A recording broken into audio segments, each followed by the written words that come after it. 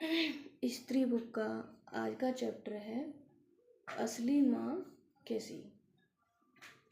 प्रश्नकर्ता कहते हैं, प्रणाम आचार्य जी। आज आश्रम आते ही मन जरा दुविधापूर्ण रहा। आंखें अश्रुपूरित थीं। ख्याल आ रहा था कि देर रात घर से बाहर रहूंगी, जबकि आज दोनों बेटे घर पर ही हैं। मन चाहता था उनके साथ समय बिताऊं, घर से बाहर ना जाऊं।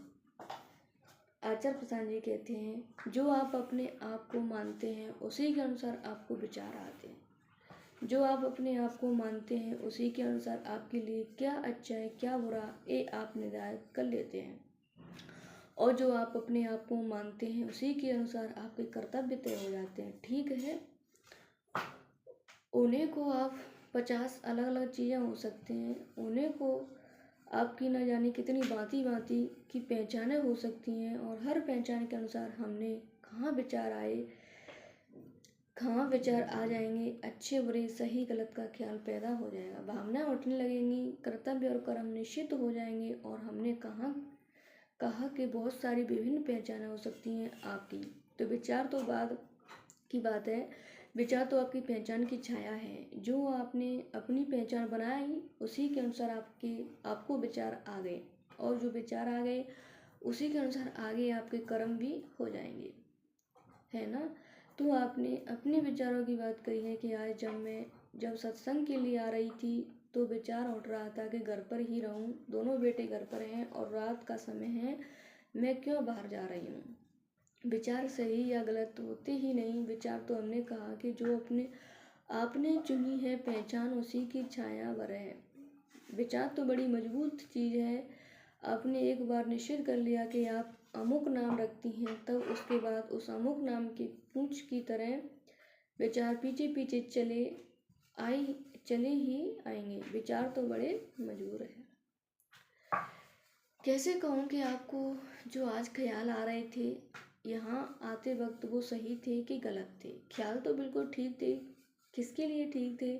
एक माँ के लिए ठीक थे। अगर आप एक स्त्री हैं, अगर आप एक स्त्री की देह हैं जिससे 2 बच्चों का जन्म हुआ है, तो निश्चित रूप से आपके लिए यही ठीक है कि आप अपना समय उन बच्चों के साथ बिताएं। कोई गलत विचार आपको आया ही नहीं। किम कर्तव्य विमूढ़ता की कोई बात ही नहीं। एक माँ को क्या शोभा देता है? बच्चे के साथ होना। माँ और क्या करेगी? माँ का अर्थ ही है वो जीव जिसके साथ पास बच्चा हो। तो माँ की पहचान तो जुड़ी ही किसके साथ है? ना पति के साथ, ना पिता के साथ, ना अड़ोसी के साथ, ना पड़ोसी के साथ। माँ की पहचान निश्चित रूप से किसके साथ जुड़ी हुई है? बच्चे के साथ। माँ की पहचान तो मैंने कहा बच्चे के बाप से भी नहीं जुड़ी है, तो परमात्मा से क्या जुड़ी होगी? माँ का सत्य से, परमात्मा से, मुक्ति से क्या लेना देना? मुझे बताओ। क्या एक स्त्री है जो कहती है कि वो माँ है? अब 2 इकाइयों को ले लो, एक बच्चा और दूसरे को हम नाम दे देते हैं सत्य। उस स्त्री के पास सत्य ना हो तो भी वो माँ रही आएगी या नहीं? स्त्री के पास सत्य ना हो तो भी वो माँ तो बनी ही रहेगी। लेकिन स्त्री के पास सत्य हो और बच्चा ना हो तो अब क्या वो माँ कहला सकती है? जल्दी जवाब दो। नहीं कहला सकती। तो माँ के लिए फिर क्या जरूरी है, सत्य या बच्चा? तो जब भी आप माँ होंगी तो आपके लिए चुनाव बहुत अस्पष्ट होगा। सत्य को लगाओ।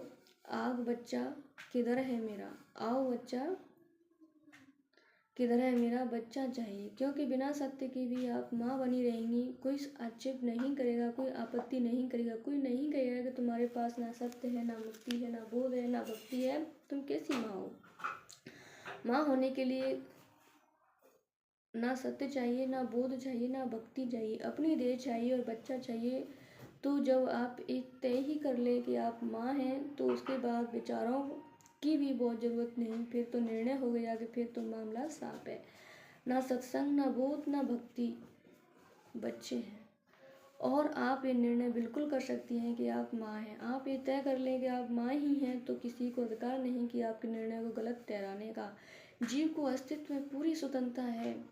वो अपने आप को कुछ भी मान सकता है, और वो अपने आप को जो भी कुछ मानेगा उसके विरोध कोई आपत्ति नहीं करने आएगा। बस अस्तित्व ने एक शर्त रख दी कि तुम अपने आप को जो भी कुछ मानोगे उसके तुम को अंजाम भुगतने पड़ेंगे, क्योंकि जो तुम अपने आप को मानोगे उसी के अनुरूप तुम्हें विचार उठेंगे, और जो तुम्हें विचार उठेंगे उसी के अनुसार तुम कर्म कर बैठोगे, और जो तुम कर्म करोगे उसी के अनुसार तुम्हें मिलेगा कर्म फल। तो अपने आप को जो तुम मानना चाहते हो मानो, बस अंजाम कर्म फल भुगत लेना। आप अपने आप को एक गिलहरी मानना चाहें आप बिल्कुल मान सकती हैं, और कोई तरीका नहीं है कि आपको दोषी ठहराया जा सके, क्योंकि आपको स्वतंत्रता है अपने आप को कुछ भी मानने की। मैं आपसे कहूँ कि अपने आप को आप गिलहरी मान सकते हैं, तो देखिए आप मुस्कुरा दिए। आपको ये बात बड़ी विचित्र लगी, कोई अपने आप को गिलहरी कैसे मान सकता है? जैसे आपको ये बात बड़ी विचित्र लगती है कि कोई अपने आप को गिलहरी कैसे मान सकता है, मुझे उससे दुगनी विचित्र ये बात लगती है कि कोई अपने आप को माँ या बाप कैसे मान सकता है। तो आप मुस्कुरा देते हो ये कह के, अरे हम गिलहरी थोड़ी हैं, हम तितली थोड़ी हैं, हम गिरगिटान थोड़ी हैं, हम पत्थर या फाड़ थोड़ी हैं। और मैं मुस्कुरा देता हूँ जब आप अपने आप को कभी बताते कि मैं किसी का बच्चा हूँ, किसी का बाप हूँ, किसी की माँ हूँ, किसी की पत्नी हूँ। एक बार आप पत्नी बन गई, उसके बाद परमात्मा को भूलिए, उसके बाद तो आपके लिए बस पति है। क्योंकि पति का अस्तित्व किससे है? पति से है। क्योंकि पत्नी का अस्तित्व किससे है? पति से है। पति नहीं तो पत्नी कैसी? एक बार आपने घोषित कर दिया कि आप व्यापारी हैं, तब आप सत्य को भूलिए, क्योंकि व्यापारी का अस्तित्व सत्य से नहीं है, व्यापारी का अस्तित्व व्यापार से है। जब आप अपनी दुकान पर बैठिए, छोड़िए सत्संग, इसी तरह से कुछ भी बना लिया अपने आप को आपने, तो उसके बाद आपको जीवन के ऊंचे शिखरों की बात करने की कोई ज़रूरत ही नहीं है। उसके बाद तो आपने जिसके संबंध में अपनी पहचान तय की है, बस उससे जुड़े रहिए और किसी से नहीं। आप कहना शुरू कर दीजिए कि मैं पुरुष हूँ। उसके बाद आपको अब ना ग्रंथ चाहिए ना गुरु चाहिए। पुरुष की पहचान तो पुरुष से है और स्त्री से है। अब वो या तो पराक्रम और पौरुष दर्शाएगा या स्त्री से नाता बिठाएगा। तुम कौन हो ये बहुत सावधानी के साथ तय करना। मैंने कहा कोई तुम्हें रोकने नहीं आएगा जब तुम अपना नाम अपनी पहचान तय कर रहे होंगे, लेकिन अंजाम तुम्हें जरूर भुगतना पड़ेगा। अंजाम से नहीं बच पाओगे। परमात्मा का खेल सीधा है, जो करना है करो, बस भुगतने के लिए तैयार रहना।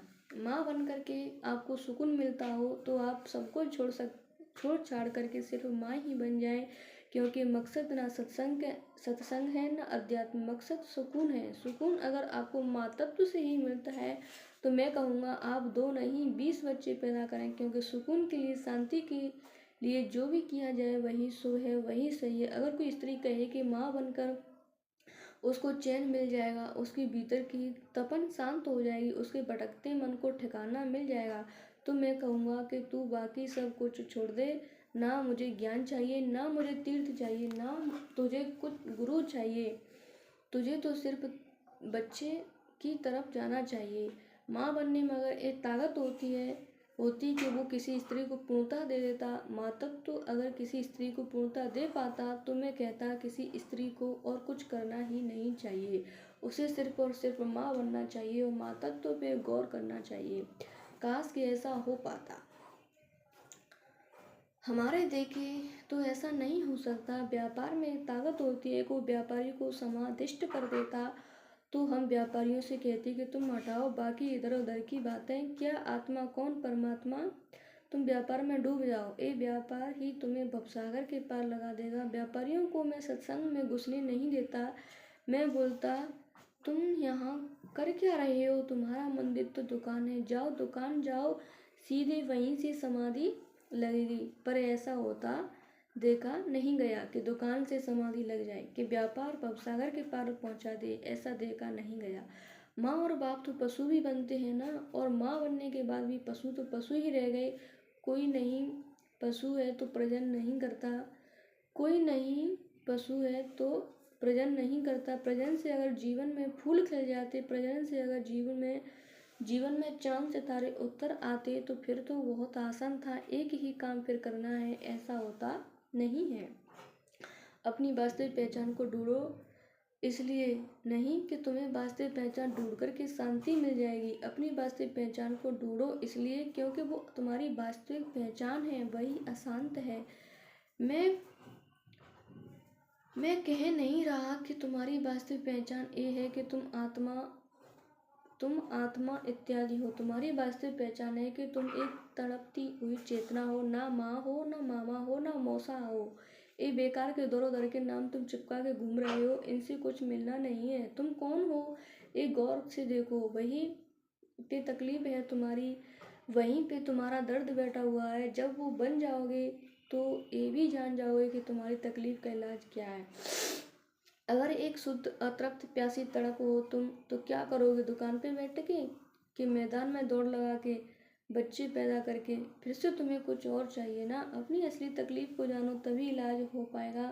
तुम्हारी असली तकलीफ अगर ये होती कि तुम्हारे पास बच्चे नहीं है, तो फिर बच्चे पैदा करके तकलीफ चली गई होती। और जितने बच्चेदार लोग हैं वो तकलीफ़ों से आज़ाद दिखाई देते।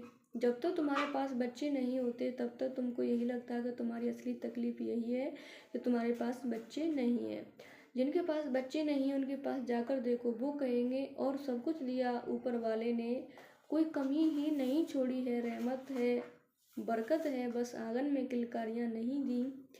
एक फिल्मी डायलॉग है, तुम्हारे आंगन में बताओ कितनी किलकारियाँ चाहिए, या दुनिया भर के बच्चे डाल देते हैं, तुम्हें चैन तब भी नहीं मिलना है। बेचैनी को तुम तरीके तरीके से छुपाते फिरते हो। जब बच्चा नहीं था तो तुमने कह दिया कि बच्चा नहीं है इसलिए बेचैन है। लो आ गया बच्चा तो कह दोगे कि बच्चा है इसलिए बेचैन है।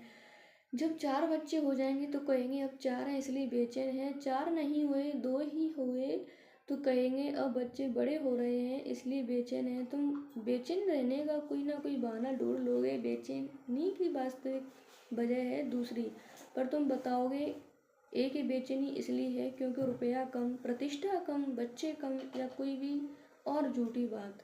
ये सब झूठी बातें हैं। इन बातों से किसी को चैन नहीं मिला, बिल्कुल कभी नहीं। और मेरे कहे पे मत चलो, आजमा के देख लो ना। जिन जिन बातों से तुम्हें लगता हो कि तुम्हें सुकून मिल जाएगा, जाओ सबको हासिल कर लो। और हासिल करने के बाद बड़ी ठंडक पड़ जाओ तो कहना आचार्य जी बेवकूफ़। जब माँ होकर के तुम्हें चैन मिलना ही नहीं है तो तुम काहे माँ बनी घूम रही हो? उस चीज़ को पकड़ो ना जिससे तुम्हारी तड़प शांत हो जाए। माँ बन गई ना, बहुत चैन मिल गया। बच्चे बिल्कुल छोटे छोटे तो होंगे नहीं, कल परसों तो आप माँ बनी हैं, बड़े बच्चे हैं। 10-14 साल आप पहले माँ बनी थी, 10 से 15 साल बिल्कुल समाधि में बीते हैं। क्या आप पा लिया मातृत्व से बताओ तो? अपने साथ वो चीज़ जोड़ो जो तुम्हें कुछ फ़ायदा देती हो। माँ का नाम तुम्हें कोई फ़ायदा नहीं देगा। समझ लो हर पहचान एक सिम है, एक सिम कार्ड है, और तुम्हें बात करनी है ऊपर वाले से, ठीक है? जितनी तुम पहचानें बना लेते हो सब क्या है? सिम कार्ड है। तुम आजमा लो ना सबका, सबको लगा लो अपने मन के मोबाइल में और देख लो कि कौन सा सिम लगाकर ऊपर बात हो पाती है। माँ वाला सिम खास को खोज को भीतर, और वो तुम्हें बता रहा है हूँ सिंगल ही नहीं है उसमें। ऊपर वाला माताओं से बात ही नहीं करता, ना पिताओं से बात करता है। वो साधकों से बात करता है, वो मुमुक्षुओं से बात करता है। तुम साधना करने बैठो तो वो बात कर लेगा। साधना का सिम्स लगाओ फिर उसमें बात हो पाएंगी। तपस्या का सिम लगाओ फिर ऊपर बात हो पाएंगी। तुम गलत चीज़ लेकर के फिर रही हो, उससे लाभ नहीं होना है। ये ऐसी सी बातें हैं कि तुम फ्रांस जाओ और वहाँ तुम बैठ के किताब पढ़ रही हो कि हिंदी के माध्यम से अरबी सीखे। तुम जो किताब पढ़ रही हो जीवन भर भी पढ़ती रहो तो भी फ्रांस में किसी से बात नहीं कर पाओगी। किताब ही गलत है, लेकिन उस किताब से तुम्हें बड़ा मोह है। तुम लगी हुई हो एक ऐसी चीज़ धारण करने में जिसको धारण करने से ध्यान नहीं लगने का, जिसको धारण करने से समाधि नहीं मिलने की। जैसे भारत में कोई पाकिस्तानी रुपया चलाने की कोशिश करे, भूखा मरेगा कि नहीं? परमात्मा के दरबार में ये सब नोट चलती ही नहीं कि तुम्हारे नोट पे लिखा हुआ है माँ। ये नोट बम्बईया फिल्मों में चल जाता है, वहाँ नहीं चलता। कह रही है कि आज आने से पहले लग रहा था कि आऊँ कि ना आऊँ, बच्चे घर पे हैं। असली माँ है अगर आप तो बच्चों को भी यहाँ लेकर आती ना। असली माँ का ये थोड़ी ही काम है कि बच्चों तुम तो घर पे ही रहो घोंसले में, और तुम्हारे मारे हम भी नहीं जाएंगे सत्संग में। असली माँ का काम ये है कि हम तो जाएंगे ही जाएंगे, तुम दोनों को भी खींच के ले जाएंगे। वो फिर असली प्रेम होता है, क्योंकि ठीक जैसे माँ को माँ रहकर मुक्ति नहीं मिल सकती, वैसे ही बेटे को बेटा रहकर भी मुक्ति नहीं मिल सकती। बेटे के लिए भी तो ये जानना जरूरी है, न कि बेटा को बेटा रहकर भी मुक्ति नहीं मिल सकती। बेटे के लिए भी तो ये जानना जरूरी है ना कि बेटा ही ना बना रह जाए, क्योंकि जो भी इंसान दुनिया में है किसी ना किसी का बेटा तो जरूर होगा। ये आवश्यक नहीं कि हर स्त्री माँ हो, लेकिन ये तो बहुत आवश्यक है कि हर लड़का किसी न किसी का बेटा जरूर होगा। बेटा होने से मुक्ति मिल जाती तो सभी मुक्त होते। कौन बताएगा बेटों को कि बेटा रह के काम नहीं चलेगा? घर वाले माँ बाप तो नहीं बताएंगे, वो तो बेटू बेटू और उनको सर चढ़ाए रहेंगे। क्यों नहीं लाई आप उनको ऐसी जगह जहाँ उन्हें पता चलता कि उनको कैसे जीना है, कौन है वो और क्या उनका धर्म है। प्रश्नकर्ता कहती हैं, हाथ जोड़ के विनती करती हूँ, डांट डपट भी करती हूँ, दोनों चीज़ें करके देखी। आचार्य प्रसाद जी कहते हैं, वो विनती और वो डांट डपट आप जानती हैं कौन कर रहा है? माँ। इसलिए बेटे नहीं सुनेंगे, इसे आप समझ लीजिए अच्छी तरीके से। जब अत्यधिक लाभ की बात आती है तो कोई माँ अपने बच्चों के काम नहीं आ सकती, क्योंकि माँ और बच्चे का तो संबंध ही देह का है। माँ अगर बच्चे को किसी ऐसी जगह लाना चाहिए जहाँ देह से आगे की बात हो रही है तो बच्चे कहेंगे भग। याद रखना, हमारा तुम्हारा नाता ही देह का है। इसलिए आमतौर पर पत्नियाँ विफर जाती हैं अगर पति सत्संग में जाए और पति साथ नहीं देते। अगर पति सत्संग में जाए और पति साथ नहीं देते, अगर पत्नियां सत्संग में जाए, क्योंकि दोनों का रिश्ता देह का है। पत्नी पत्नी क्यों पसंद करेगी कि पति ऐसी जगह जाए जहाँ देह से आगे की बात तो हो रही है? पत्नी को लगता है कि पति भाग गया तो रिश्ता ही टूट जाएगा हमारा और उसका। ठीक वही बात बाप बेटे पर, माँ बेटी पर और माँ बच्चों पर लागू होती है। ये सारे रिश्ते किसके हैं? देह के। इसलिए बच्चा अगर निकलता है अध्यात्म की ओर तो माँ बाप को बड़ी तकलीफ होती है, और अगर पति या पिता अध्यात्म की ओर निकल पड़े तो पीछे से पति और बच्चे उसको 10 लानते भेजते हैं। कोई नहीं समर्थन करता। हजार में एक घर होगा ऐसा जहाँ पर अगर कोई बड़े अध्यात्म की ओर तो घर वालों उसका समर्थन करे, अन्यथा विरोध ही होता है। इसलिए होता है। हालत खराब है घर की, बच्चों की ही नहीं आपकी भी खराब है। प्रश्न करता क्यों खराब है आचार्य जी? आचार्य प्रसाद जी कहते हैं, क्योंकि आप माँ हैं। माँ भी होना ठीक है, माँ ही होना ठीक नहीं है। इस सूत्र को अच्छे से समझ लीजिए। माँ होना आपकी एक अतिरिक्त पहचान हो सकती है, एक गौण पहचान हो सकती है, पीछे वाली बात हो सकती है, परधिक बात हो सकती है, पहली बात नहीं हो सकती, पहली पहचान नहीं हो सकती, केंद्रीय पहचान नहीं हो सकती, प्रथम पहचान नहीं हो सकती। मैं ये नहीं कह रहा हूँ कि आप माँ नहीं हैं, मैं आपसे कह रहा हूँ कि माँ आप बाद में हैं, पहले आप कोई और हैं। आपने तो बॉगी को इंजन बना दिया, अब तो चल चुकी ट्रेन, पहले वाले को तो पहला ही रहने दीजिए ना। सर्वप्रथम आप क्या हैं? आप भूल गई? सर्वप्रथम ना आप माँ हैं, ना बेटी है, ना पत्नी है, ना कुछ और है।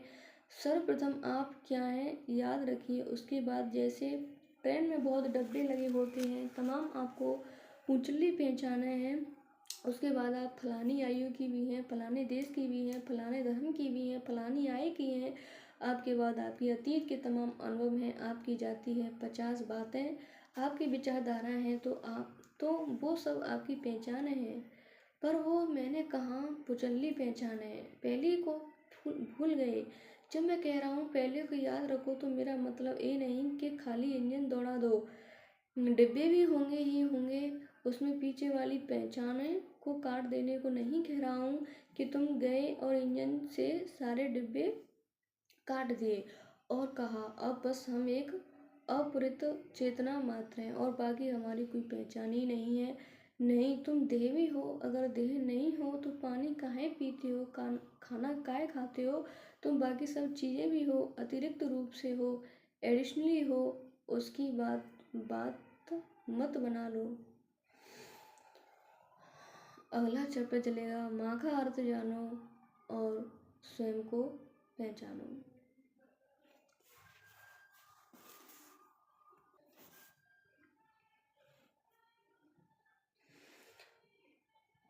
आज का चैप्टर था कि माँ कैसी होनी चाहिए।